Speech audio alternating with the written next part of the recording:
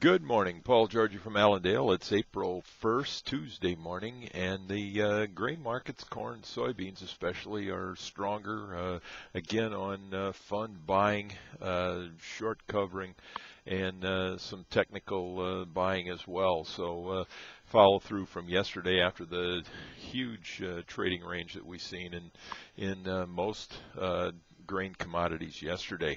Looking at prices around the world, China is a bit stronger on their soybeans as well, up 16 cents this morning. Their soybean meal is stronger, with the soybean oil being a little bit weaker. There is talk already this morning, because of the rally that we've seen in the soybean prices yesterday and follow through this morning, that some of the Chinese crushers may be canceling some purchases of soybeans out of the U.S. That remains to be seen. We've been talking about that for several weeks now and have not seen any cancellations. So we'll be watching that very closely.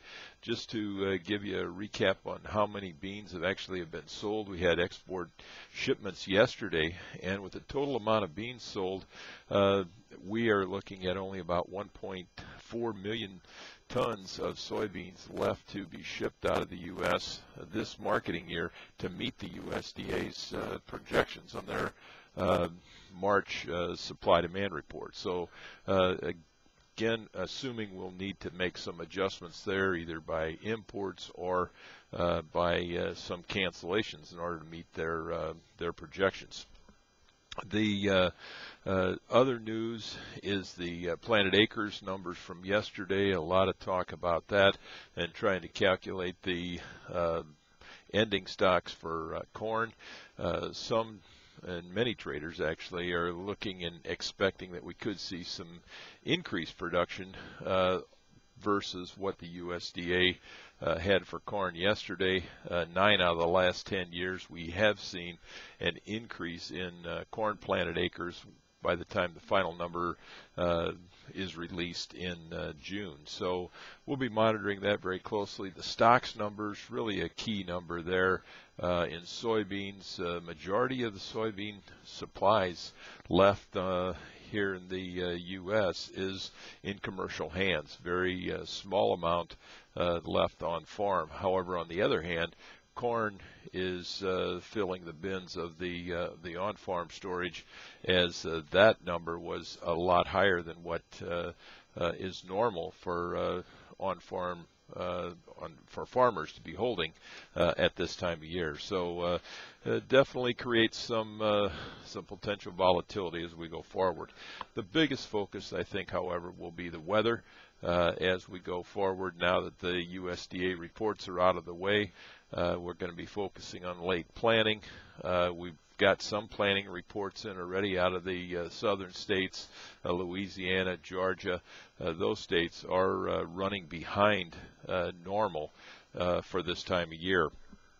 It is the 1st of April. We're turning a new calendar, and farmers have got planters ready to run. Talking to customers yesterday, there were some out in Nebraska that were ready to plant, just waiting a few more days to get into April before they started.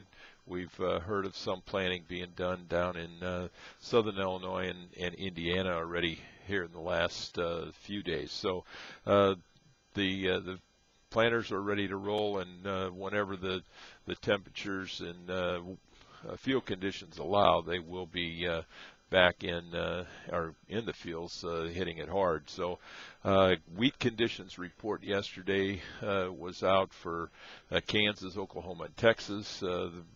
The wheat market down a little bit this morning because trade felt like they should have deteriorated more. We did see further deterioration in Kansas wheat crop. However, Oklahoma and Texas crop held steady. So that's a bit of a reason for some of the pressure in the wheat here this morning.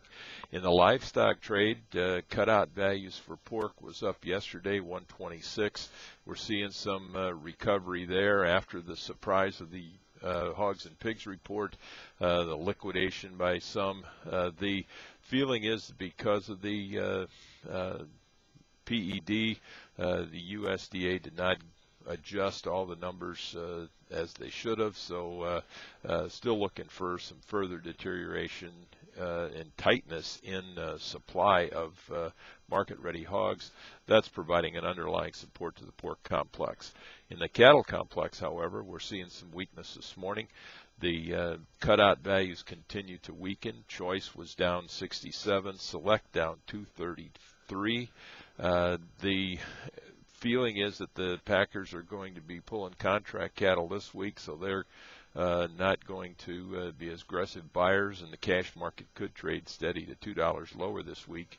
In the Fed market, expect some choppy trade. The advantage for the futures is that we're at a discount to cash right now, and that's providing some underlying support to the cattle futures. So a lot of things going on, a lot of reasons to stay in touch with Allendale's research, and Allendale's meteorologist Ryan Martin is definitely updating the weather information, a reason to take a look at that on a daily basis. So if you got any questions, never hesitate to give us a call at 800-262-7538. We wish everybody a very successful trading day, and I'll talk